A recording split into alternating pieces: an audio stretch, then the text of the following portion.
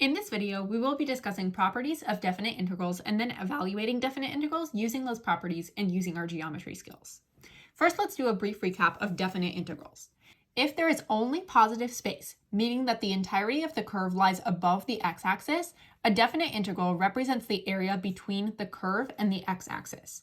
So for example, if we're looking at the integral from 0 to 8 of f of x, we would mark off our lower and upper limits of integration, so x equals 0 and x equals 8, and then what this really means, this is just the area under that curve.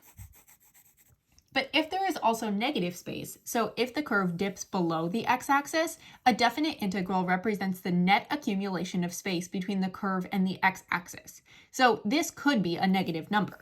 So if we look at the integral from 0 to 8 of f of x, we mark off 0 and 8 as our lower and upper limits, and that is what this integral represents. In this case, this would produce a negative number because there's more negative space below the x-axis than there is positive space above the x-axis.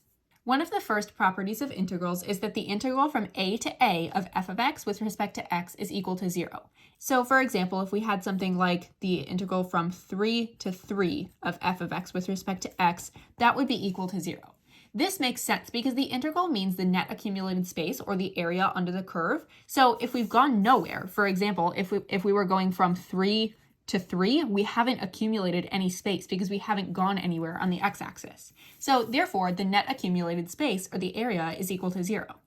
Here's another property. The integral from negative a to a of f of x with respect to x is equal to 0 if f is an odd function. Odd function just means that it is symmetrical across the origin, like this sine curve right here.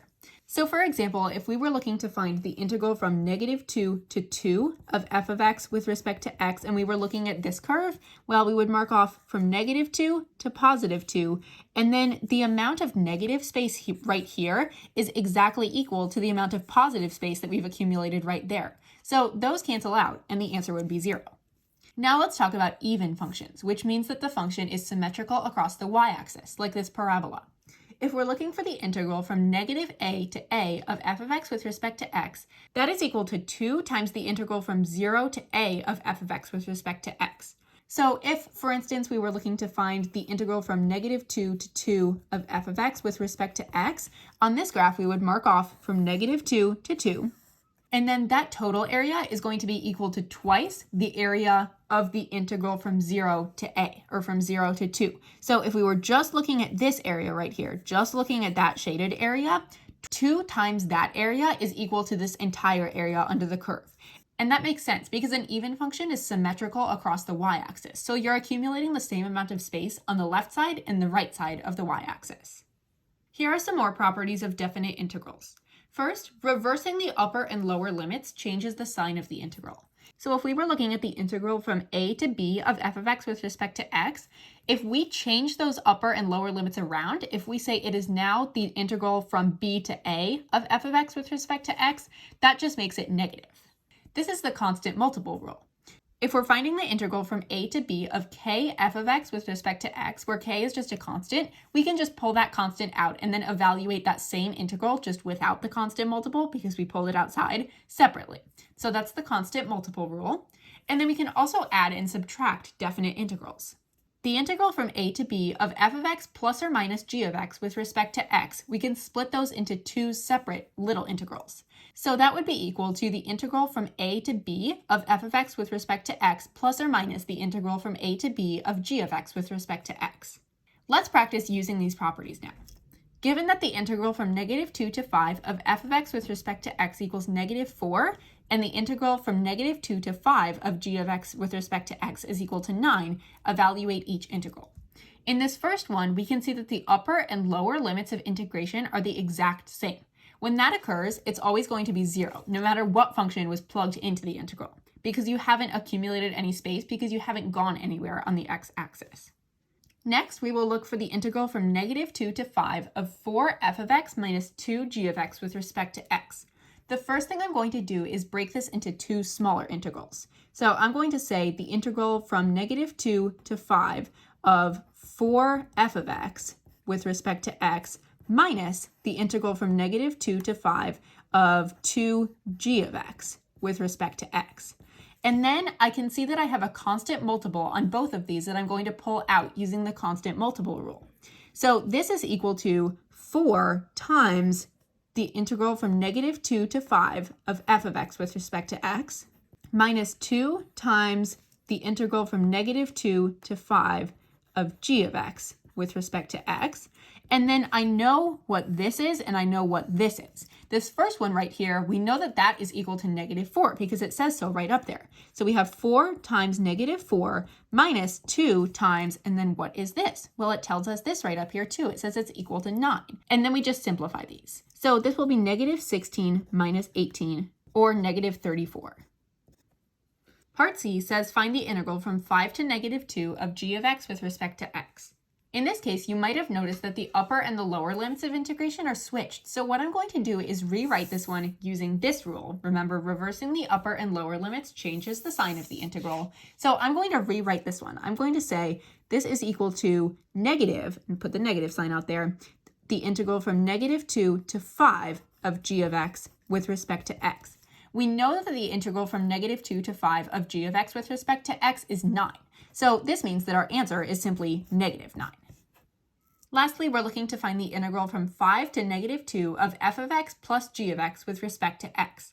So this is another case where the upper and lower limits are switched. So to get it into a more accessible notation, what I'm going to do is I'm going to rewrite it as the integral from -2 to 5 of f of x plus g of x with respect to x. But when I switch the upper and lower limits, I need to add that negative sign at the beginning. Then what I'm going to do is split it into f of x and g of x. So split it into two separate integrals. And then I can evaluate. So I have the big negative sign out at the beginning. I know that this first one is equal to -4 and the second one is equal to 9. So -4 plus 9 is what goes inside those parentheses. And then that will produce a -5, which is my answer. Here's another way in which integrals can be added or subtracted. If we have the integral from a to b of f of x with respect to x plus the integral from b to c of f of x with respect to x, that is equal to the integral from a to c of f of x with respect to x. So what we're essentially doing here is just cutting out the b and turning it into one integral. This is assuming that a is less than b is less than c. So you might be wondering, well, where's the subtraction? What we can do with this is we can rewrite this as the integral from a to b of f of x with respect to x is equal to, and then we would just move this one over to the other side using subtraction. So that's equal to the integral from a to c of f of x with respect to x minus the integral from b to c of f of x with respect to x. Let's practice a multiple choice question using this topic. Assume that the integral from 20 to 50 of h of x with respect to x equals 33, and the integral from 20 to 30 of h of x with respect to x equals -8. Evaluate the integral from 30 to 50 of h of x with respect to x. The first thing I'm going to do is line these up so that they fit with my property above. So I know that I'm going to have 20 to 30 plus 30 to 50 is equal to 20 to 50. So now I have everything so that it's lined up and it's aligned with this property above. Now I can go through and plug in my numbers. So I know that the integral from 20 to 50 of h of x with respect to x is 33. So this one over here is going to be 33. And then the other one that I know is that the integral from 20 to 30 of h of x with respect to x is -8. So I have -8 plus this integral right here is equal to 33. So then I just bring the 8 over to the other side by adding it, and that is equal to 41. Therefore, D is the correct answer. Given that the integral from 6 to 8 of f of x with respect to x equals 4, the integral from 11 to 8 of f of x with respect to x equals 15, and the integral from 8 to 11 of g of x with respect to x equals 6, evaluate each integral. So this first one is asking for the integral from 6 to 11 of f of x with respect to x. And that's not one that they give us directly up here, but they do give us from 6 to 8 and then from 8 to 11. So putting those together, we'll be able to get from 6 to 11. Now, I don't like the way that this one's written because the upper and lower limits have been switched here. The lower limit is at the top and the upper limit's at the bottom. So what I'm going to do is rewrite that one as the integral from 8 to 11 of f of x with respect to x. And then when I flip those upper and lower limits, I need to reverse the sign. So that one's going to be equal to -15. Then I can break this integral into the integral from 6 to 8 of f of x with respect to x plus the integral from 8 to 11 of f of x with respect to x. And then I know that the 6 to 8 one is 4, and the 11 to 8 one is negative 15. So we have 4 minus 15, which is negative 11. Part B says find the integral from 8 to 11 of negative 3 f of x with respect to x. First, I know that negative 3 is a constant multiple, so I'm going to pull out the negative 3 and then rewrite the integral. Then I know that the integral from 8 to 11 of f of x with respect to x is negative 15. So we have negative 3 times negative 15, which is positive 45.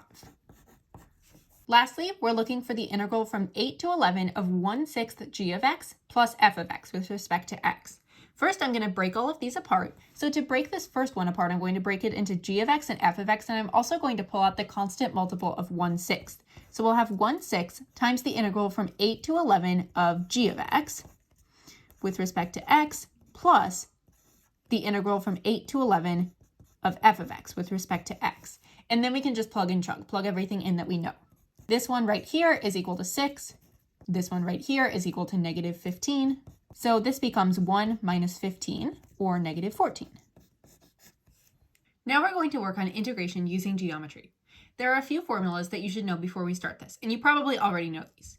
The area of a rectangle or a square is represented by its base times height. The area of a triangle is represented by its base times height divided by 2. The area of a trapezoid is the height of the trapezoid times base 1 plus base 2 over 2. And the area of a circle is pi r squared. Evaluate each integral. Then check your answer using a calculator.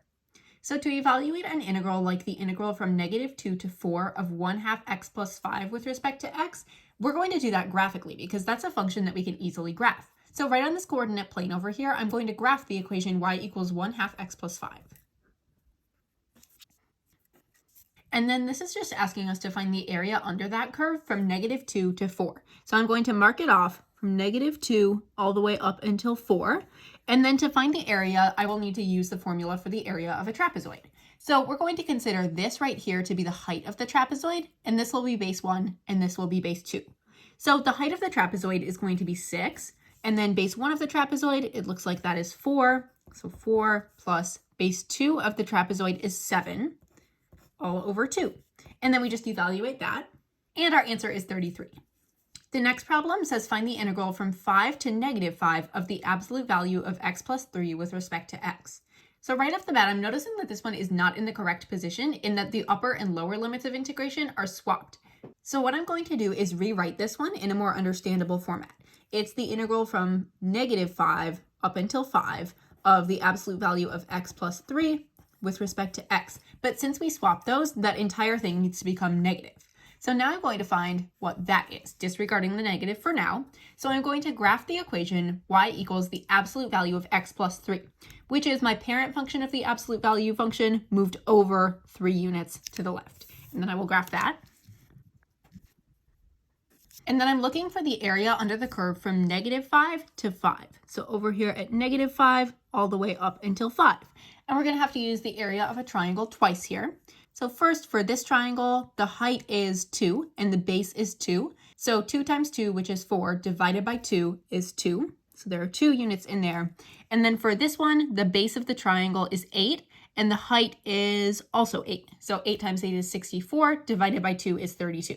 Therefore, this integral, disregarding the negative sign, that is equal to 34. However, once we add in the negative sign there, that's going to be equal to negative 34.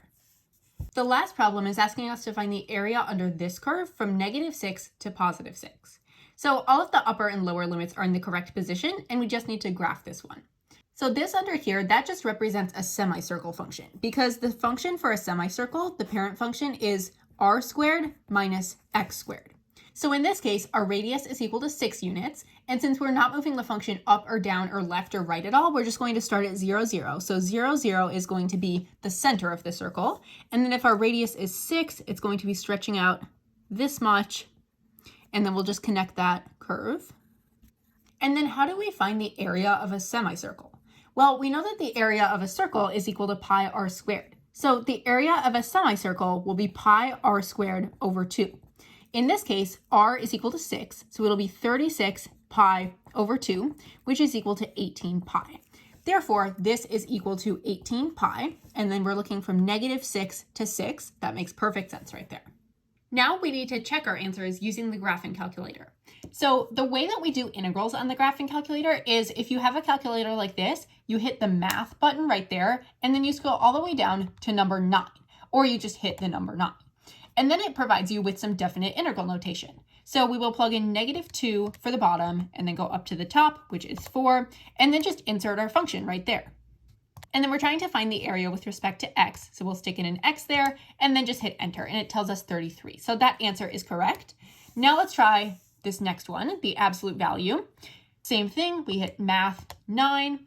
Our lower limit, it says in this case is going to be 5, even though that's really the upper limit, but it's reverse notation. And then 5 is up there. And then to get the absolute value bars, you can hit second and then hit the 0 down here to get to the catalog. And that very first one is absolute value bars. Hit enter there, and now it has our bars right there. So then we just input x plus 3 dx. Whoops, I put the dx in the wrong spot. Dx. And it gives us this number, which is very, very close to -34. So we can tell that we were correct there. Lastly, we're going to try this very last one. Math 9. Lower is -6, upper is 6, and then we put in our function. And it gives us 56.549. So let's just check that 18 pi is actually equal to that. 18 pi is equal to 56.549. Perfect. Okay, so we got all of our answers correct there. If f of x is an even function, the integral from 2 to 7 of f of x with respect to x is equal to 6, and the integral from 7 to 9 of f of x with respect to x is -2, what is the integral from -9 to -2 of f of x with respect to x? So all of these values, all of these integrals are written in the proper notation, meaning that their lower limit is on the bottom and their upper limit is on the top. So now I just have to set this up as an addition or a subtraction, or I have to use my properties somehow to find this. So the total that I'm looking for is from -9 to -2. However, what I can get from here is only from 2 to 9, so on the positive side. However, they gave me this handy piece of information that says f of x is an even function. So if f of x is an even function, it probably looks something like this. It doesn't have to look like a parabola, it just needs to be symmetric on both sides of the y-axis. So if I were to find the integral from 2 to 9 with respect to x of f of x, that's going to actually have the same value as the integral from -9 to -2 of f of x. Those two areas are going to be the same because the function is symmetric across the y-axis, or an even function. So now I can just also find what is the integral from 2 to 9 of f of x with respect to x. And I can break that into two separate integrals. I can break it into the integral from 2 to 7 of f of x with respect to x, plus the integral from 7 to 9 of f of x with respect to x. And then I know these two values. They gave these to me. The 2 to 7 one is 6, and the 7 to 9 one is -2. Therefore, that area is equal to 4. Since the area from x equals 2 to x equals 9 is equal to 4, that means that the area from x equals -9 to x equals -2 is also equal to 4 units. So A is the correct answer. Consider the piecewise function given by this function right here. What is the integral from 4 to 0 of f of x with respect to x? I don't like this notation because it has the lower limit at the top and the upper limit at the bottom. So to fix that, what I'm going to do is I'm going to rewrite it as the integral from 0 to 4 of f of x with respect to x and stick a negative on the front. Then I'm going to graph out this function f of x. 6 minus x is really just -x plus 6. And now that I have my function graphed, I can graphically evaluate what that circled bit is. What is the area under this curve from 0 to 4? So I'm going to break it into a square and a little triangle up there. The square is going to have an area of 16 units. So 16 plus, and then this one, the height is 2, the base is 2, 2 times 2 is 4, divided by 2 is 2. Therefore, the area is 18. So this circled bit is equal to 18. That means that the area of this is equal to -18. So B is the correct answer choice. The continuous function f is defined in the closed interval from -6 to 5. The figure above shows a portion of the graph of f consisting of two line segments and a quarter of a circle centered at the point 5, 3. Part A says, if the integral from -6 to 5 of f of x with respect to x is equal to 7, find the value of the integral from -6 to -2 of f of x with respect to x. Show the work that leads to your answer. We know that the complete domain of the function is from -6 to 5. They are giving us from -2 to 5, but there's also going to be another portion of the domain over here that's stretching from -6 to -2. And that's what they are asking us to find in this first problem. So we know what the entire thing from -6 to 5 is. They give us that right there. And then we also know the one from -2 to 5 because we can find that using the graph. So now I'm going to write this out in a way that I can understand using the addition property for integrals.